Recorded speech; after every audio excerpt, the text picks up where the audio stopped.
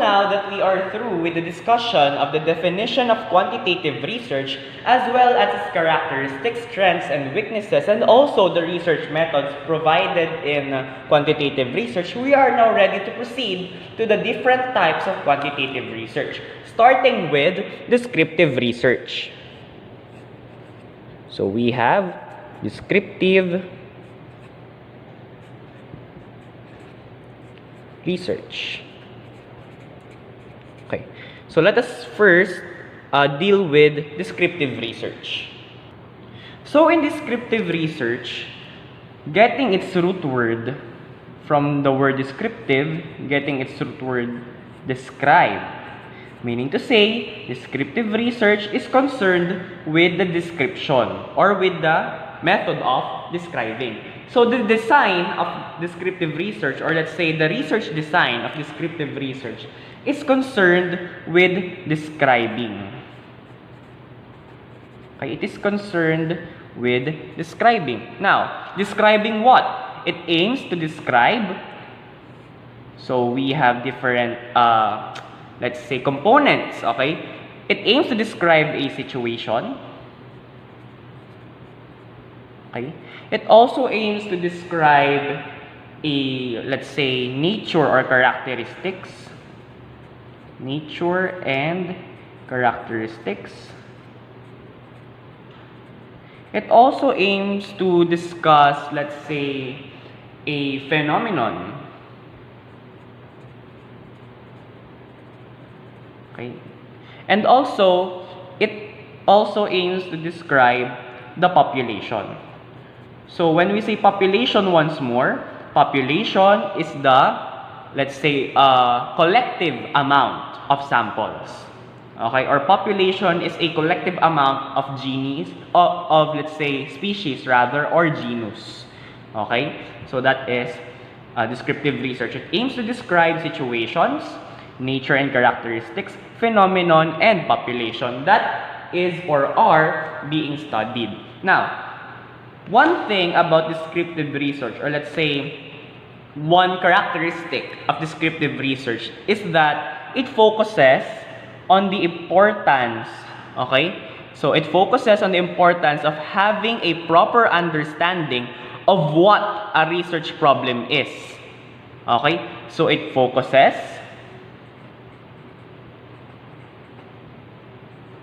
on the importance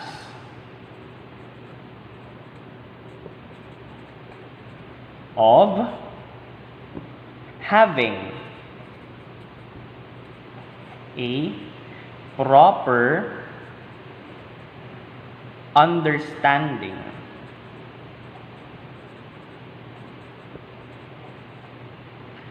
of what, okay, let's emphasize this one, of what, okay, a research problem is about.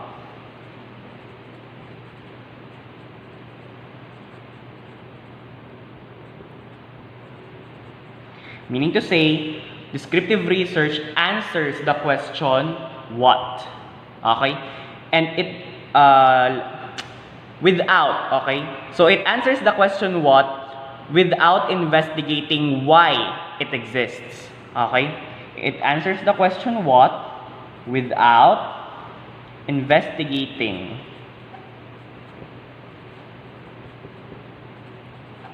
why it exists. So meaning to say, descriptive research is only, let's say, it is only concerned with the basic description of an object, or let's say a situation, nature, phenomenon, and population, but it never, let's say, it never undergo or it never investigates the reason behind why it exists. Descriptive research never investigate the reason, the reason why a situation exists, why a characteristic exists, why a phenomenon exists, and why a population exists. It just aims to help us understand what is the situation about, what is the characteristics about, what is the phenomenon about, and what is the population about. So let's give you an example. Let's say a certain research aims to describe a population. Okay? So, when the research aims to describe a population, it will never answer why is there a population. It will never answer that. But in descriptive research, however, the population will be described as, let's say, it will be described under the question of what. And under that question of what are the possible, let's say, values or characteristics? So a population can be described in terms of sex. Let's say the population of male and female. Okay, but we never question where does the male and female came from, right? Let's say the population of bacteria. So the bacteria, let's say it can be aerobic or anaerobic. Anaerobic. Okay? So for this is for population of bacteria, this is for population of respondents. How about, let's say, population of plants? Okay? So population of plants, it can be either herbal, okay? It can be either ornamental, and etc., etc. So it just describes what are the possible characteristics of a certain variable under the study. Okay? So that is descriptive research. Also, in descriptive research, one characteristic of which descriptive research is very unique is that there is no manipulation of variables. Okay? So meaning to say, in descriptive research, there is no manipulation of variables. So meaning to say, descriptive research do not manipulate the variable. And when we say manipulate, they do not change the variable. Okay? Do not change the variable. Okay? In descriptive research, we do not change the composition, the appearance of the variable. Okay? For example, this one. Our variable in the population, let's say, is the respondents. Okay? Let's say, the male and female respondents. Can you manipulate male? Can you manipulate the male sex? Can you manipulate the female sex? Of course not. Because it is natural. Okay? So that is one characteristic of descriptive research. It never manipulates the variable. Also, in descriptive research, it uses demographics.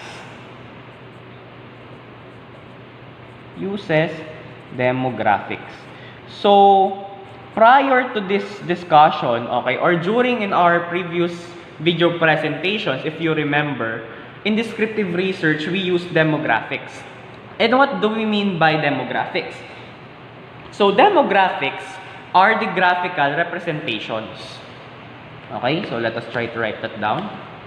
The demographics, they are the graphical representations.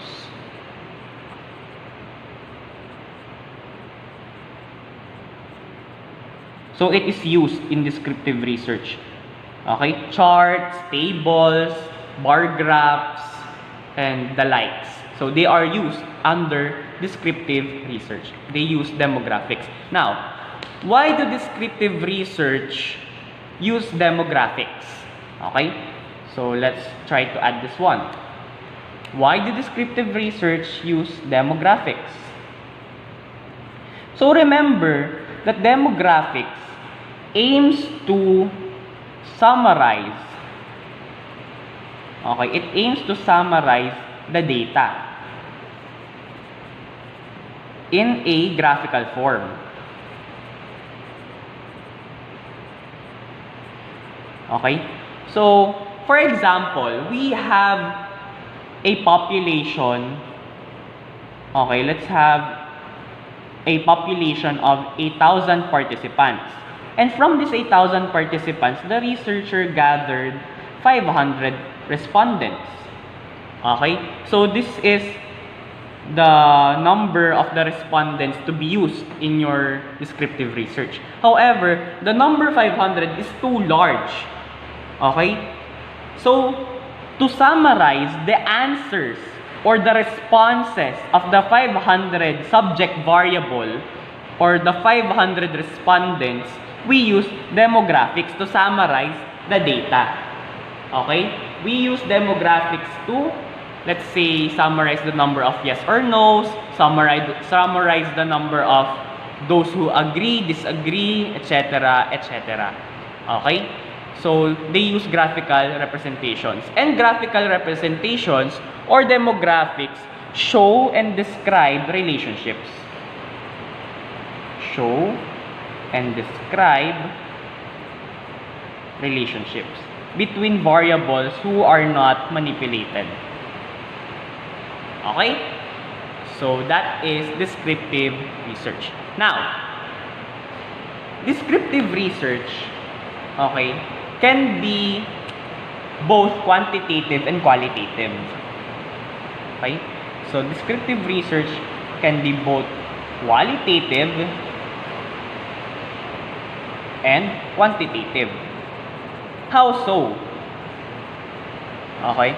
So, in descriptive research, we also collect qualitative data to be subjected for statistical analysis. Okay? So, meaning to say, in descriptive research, we also collect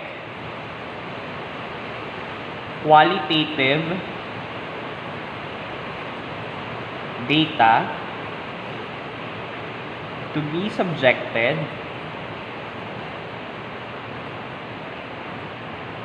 for statistical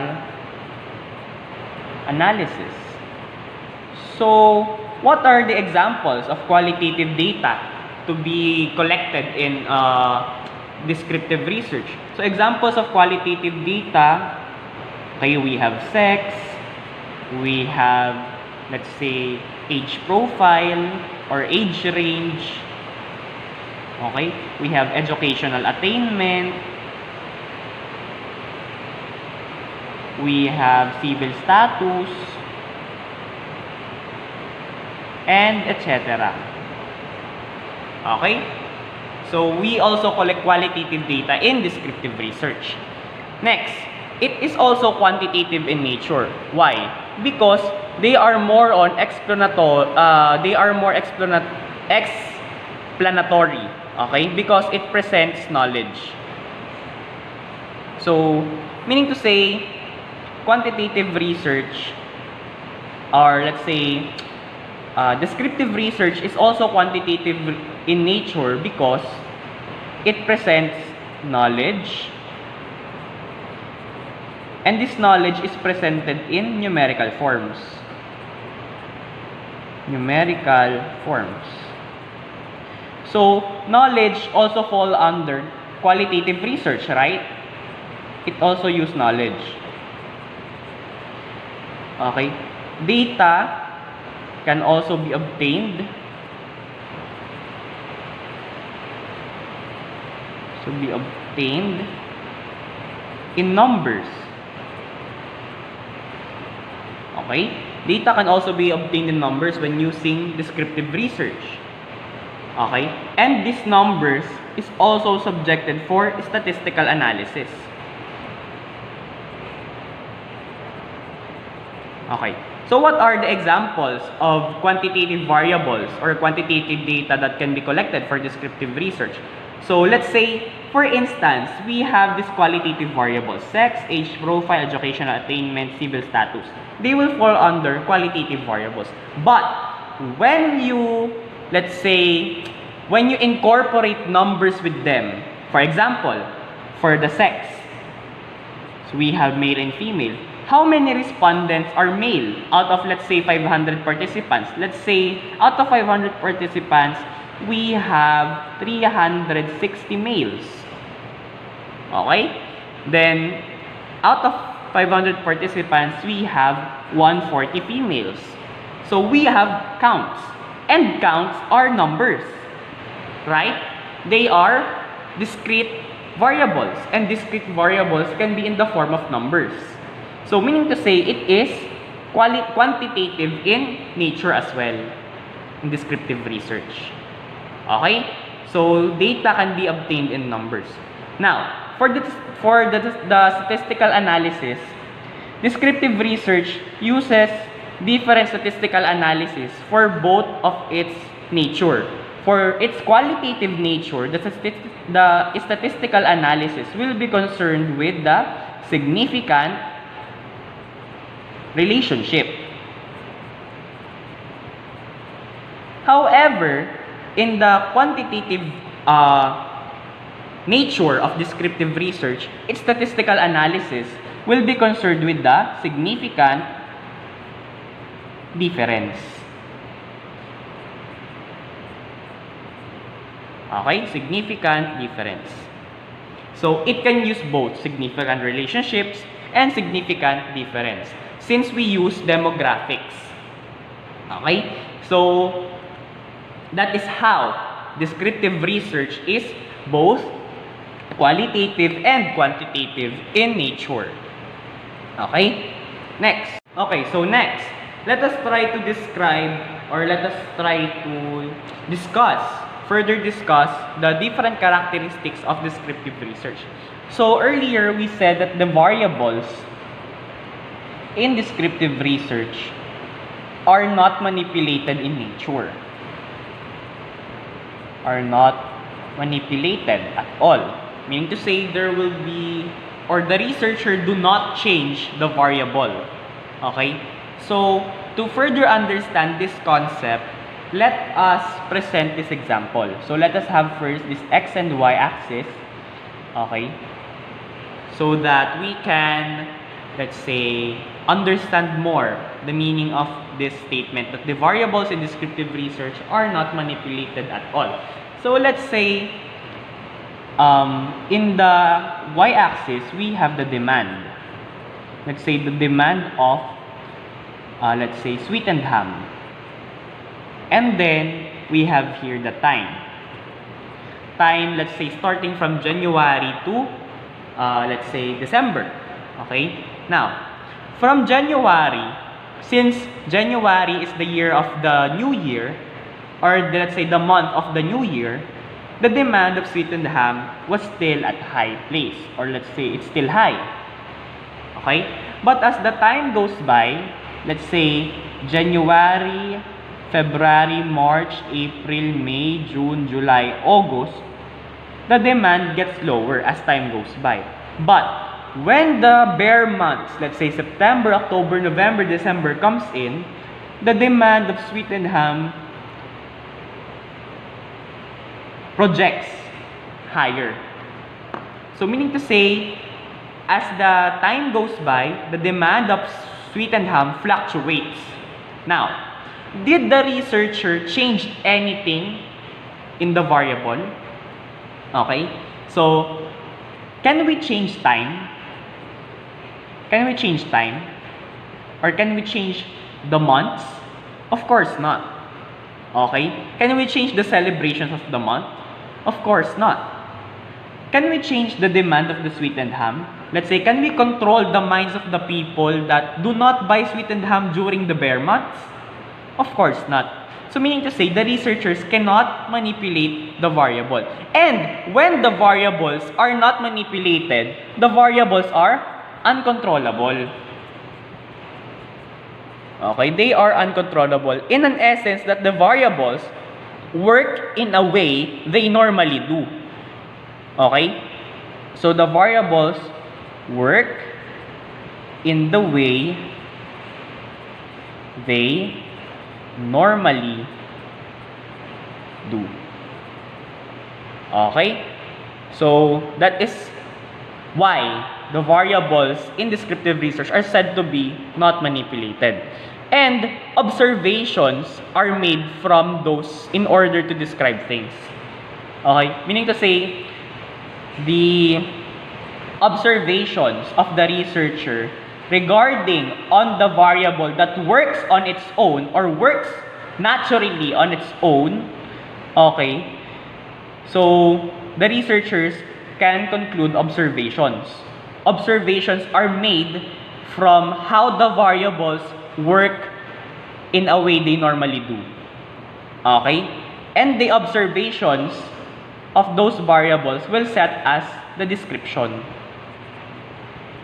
Okay? So meaning to say, for example, we have this. The variables are the time and the demand of sweetened ham.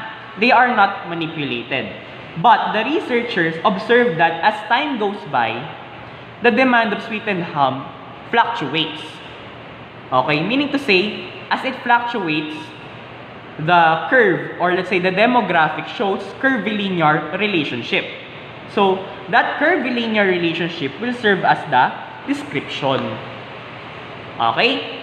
So, that is how we, let's say, conduct descriptive research, whereas the variables are not manipulated at all. Okay? So, in descriptive research,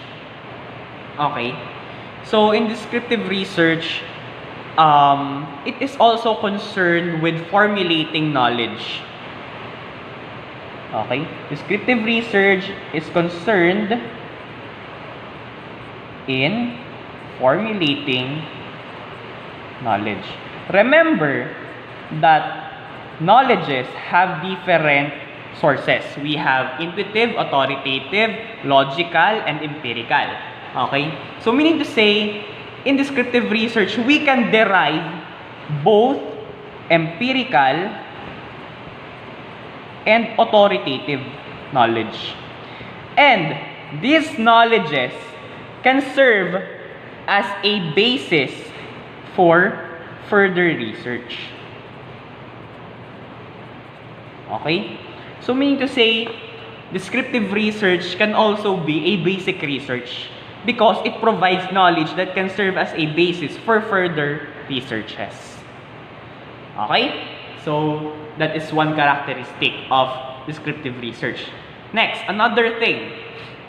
Since descriptive research can be both quantitative and qualitative, descriptive research can employ the use of surveys. It can employ the use of surveys. Why? Because surveys are actually both qualitative and quantitative in nature. Okay? So they can be both qualitative and quantitative in nature. Why? Because surveys can be used in order to describe demographics, relations, processes, rules, and analysis. Okay? Over a certain situation. So let us try to write that down. So the use of surveys can be used to describe, okay? So it can be used to describe different things. It can be used to describe demographics. It can be used to describe relationships. It can be used to describe processes. Okay? It can be used to describe roles and also analysis over a certain situation. So that is another, let's say, characteristic of descriptive research. Also, in descriptive research, since descriptive research is concerned with describing let's say, the data, the situation, the phenomenon, etc. Okay, since it aims to describe that, and also since it is not concerned with the question why, descriptive research is not concerned with the cause and effect. Descriptive research is not concerned with the cause and effect. Okay? It is not concerned with the cause and effect of manipulated variables.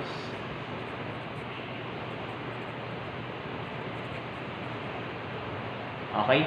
It does not concern itself with the cause and effect relationship. Okay? Although it describes a relationship, the cause and effect relationships are not, or let's say, they are exempted to the rule in descriptive research. Okay? So that is, or these are the different characteristics and description of descriptive research. Now that we are, let's say, through, or now that we are familiar with the descriptive research, in our next video presentation, we will be introducing to you the different kinds of descriptive research.